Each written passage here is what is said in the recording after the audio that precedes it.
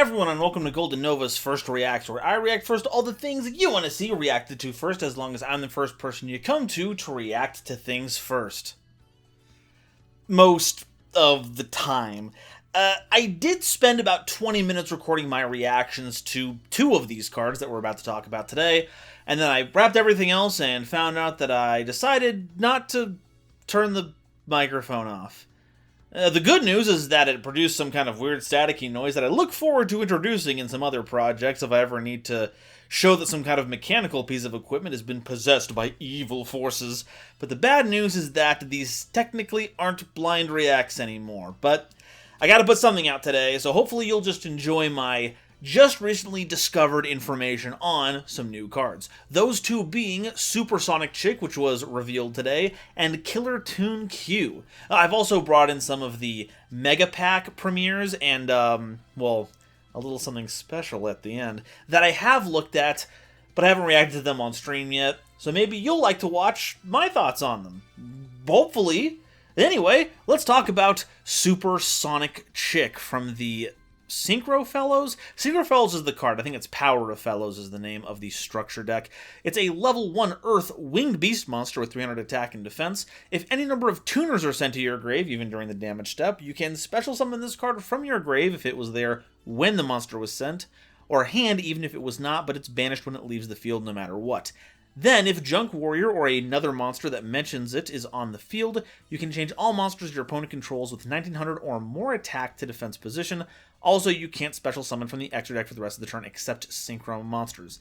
I forget what the significance of 1900 is, to be honest. I know Speed Warrior tends to go to 1800 because it doubles its attack power in most iterations of itself, and this new one just gives it 900 whenever it's in the our own battle phase. But I forget what this is supposed to be a reference to.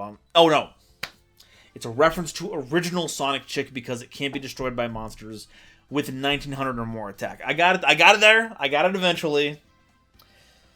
I've saved kind of my fan identity. At first, I thought this was a little counterintuitive, but I believe Scrap Fist is the signature attack spell for Junk Warrior, and I believe it gives piercing battle damage, so it turns monsters sideways so that you can punch them easier, and they might have smaller stats so you can deal more damage. It's a free level 1 non-tuner that you can just put on the board for stuff. I don't think it's terrible. If anything, I think this might see play. This is something I didn't think about last time. This is probably one of the better cards that you could put in Killer Toon if you want to play something that's outside of the norm. Of course, there is going to be something in that new card that kind of makes using this a little more difficult, but all the monsters in that theme are tuners, so you're sending them to the graveyard constantly. A free level 1 non-tuner can help you branch out into something else, so that'd be pretty fun. Solid card. I don't think we'll be making much use of the attack changing effect or position changing effect outside of the Junk Warrior decks, but it's a nice little addition to add on there. Next up, one of the Megatin promos, or can't call them promos, they're putting them in the core packs for crying out. God. I don't have anything new to add to Mega Pack and Discord, okay? They're too big. They reprint things that we need to get a handle on rarities that are too difficult to get a hold of, and you don't get promos anymore. There's no guarantee cards of them anymore. That's... I'm fine. Dragon Gate is a pretty funny card. It's a rank 6 Earth zombie monster with 1100 attack and 2800 defense that uses 2 level 6 monsters, or once per turn, you can use a rank 3 or lower Xyz monster as a material. It can't be used as material for an Xyz summon the turn that it was Xyz summoned, and once per turn you can activate this effect. For the rest of the turn, this card can attack all monsters your opponent controls once each. Also, detach any number of materials from this card, and if you do, it gains 1000 attack for each card type, monster, spell, or trap, detached from it, and if it does, any monster your opponent currently controls loses that much attack. This is pretty savage. It took me a second to figure out what we'd want to play this with, because my first thought for an Xyz monster that gets things underneath it that aren't monsters was Time Thief Redoer. Unfortunately, it's rank 4, this needs rank 3s. But I was recently reminded of another theme that does exactly that, Materiactor. They love the number 3. They're making rank 3 Xyz monsters. They're grabbing materials off of the top of people's decks. It's the perfect inclusion here. If you can get a spell or trap card on here, overlay Dragon's Gate, and you can detach all 3, now you're looking at a 4100 multi-attacker that has debuffed the opponent's field by 3,000. That's the size of most monsters. There's very few that get above that. That means this can hit 2 monsters and you win. This is unreal. Granted, because it's so specific on the Xyz nonsense, you're not going to see it in everything, but if your opponent starts overlaying cards, you better be scared, because this is probably going to come out and ruin your day.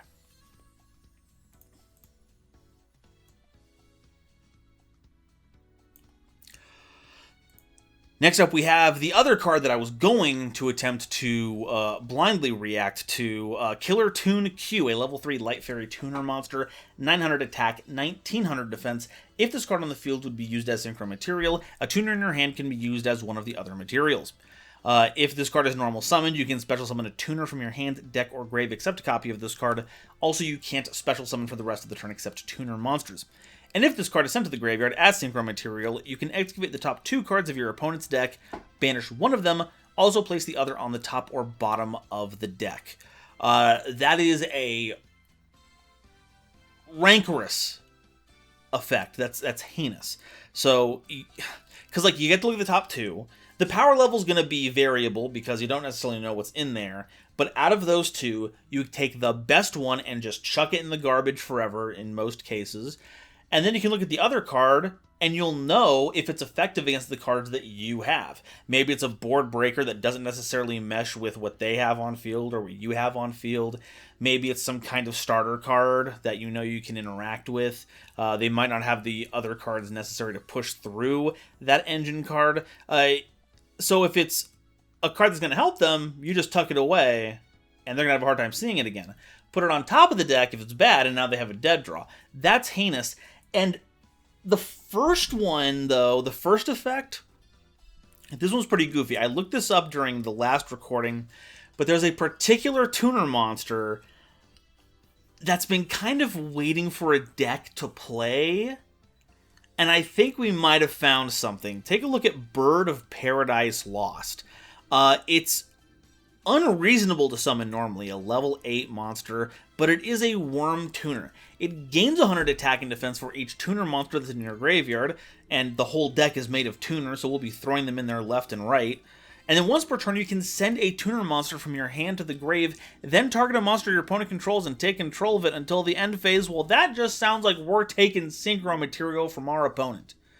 Granted, part of the problem here is that we are locking ourselves into tuners, so we can't just make any synchro monster, but there are synchro tuners out there that are outside of our theme that we could use to just get rid of our opponent's monster before we have to give it back. And it's also a pretty solid stat line to boot. I would keep an eye out for these. There's 2 printings of this one. Thankfully, they're all common, so it shouldn't be too difficult to get a hold of if this becomes a good tech pick.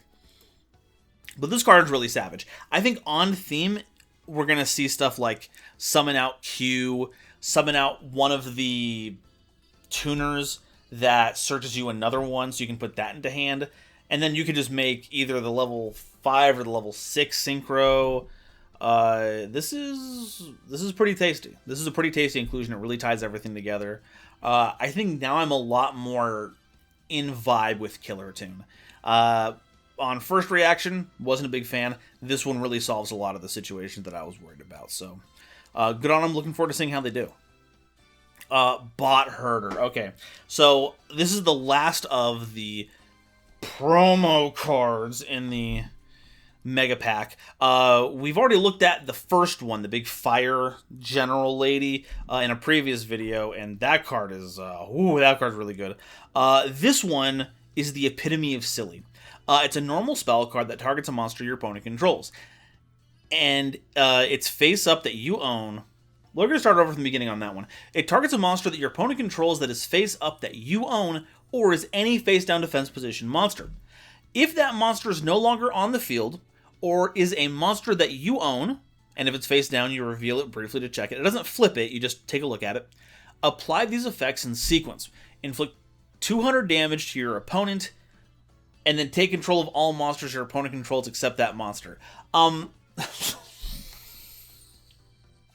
I...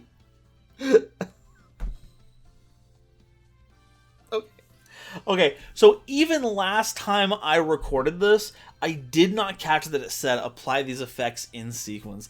I thought it was asking you to choose. I thought it was giving you a garbage nonsense inflict 200 damage clause on there for like the funnies. Like you were putting sparks in your deck or something. No, you get to do both of them. That's so funny. So yeah, the big draw here is that you just get to take their entire board. Now, at first, I thought that it was going to be, oh, cool, so we're playing kaijus, we tribute over an opponent's monster, this fulfills all the requirements, yo, give me everything else that you have. But I noticed that Mimighoul Throne is in the reprints, and so, oh, no, you give them the Mimighoul, you check it when you activate it, hey, that you own that card, give me everything else. So this is going to be, I feel like this ought to be a staple in Mimighoul decks, because the thing is the way it's worded, they can't just get rid of the Mimighoul to stop this. Once you've activated it, it checks if the monster is no longer on the field. They will have to negate Bot Herder specifically. Otherwise, you're just going to take all their stuff no matter what, and that's incredible. I do wish it actually flipped the monster so we could get the trigger on it, but that's fine if you're playing Mimighouls. You've probably got 18 other ways to do that. And that's not discounting any other decks, or rather, that's not accounting for other decks that might have mechanics that give cards to our opponent, right? Like, if you give your opponent a token, this also triggers, because as the controller, the person who had the effect that made the token, you own that token specifically. So, if you do that, you can target it and then take everyone else's stuff. This doesn't say, like, non-token. It just, yeah, face-up or a face-down position monster, any of them. This is going to be goofy. Once again, another card that I don't think is going to see widespread play, but in specific decks, this card is so gas. It's incredible. Then, the last card. My favorite. It's branded time, baby. The Stigmata Devouring Dragon. We got another reveal from the branded structure deck because we're getting a second one because it's the best storyline ever, and don't let anyone tell you otherwise. It's a level 8 Dark Beast fusion monster with 3,000 attack and 2,500 defense, requiring Fallen of Albaz, a lighter dark monster, and an effect monster. You can only use the first and third effect of this card's name once per turn. If this card is special summoned, you can shuffle up to 2 cards from any graveyards and or banishment into the deck. So if you see anything in your graveyard that you want to get back into rotation or banishment, you can do that. And there's a ton of cards that do that, so this is going to be universally useful. Or if your opponent has any cards in their graveyard or banishment that they've been using, put it back in the deck. Tell them that they're going to have those cards wait in line again. Second effect, while an Ecclesia monster is on the field or in either graveyard, this card gains 500 attack. Also, it's unaffected by other cards' effects. So it becomes a Towers, it becomes 3,500, making it the biggest branded fusion monster. Aside from Dogmatica Alba system, that one's 4,500. It's also cool.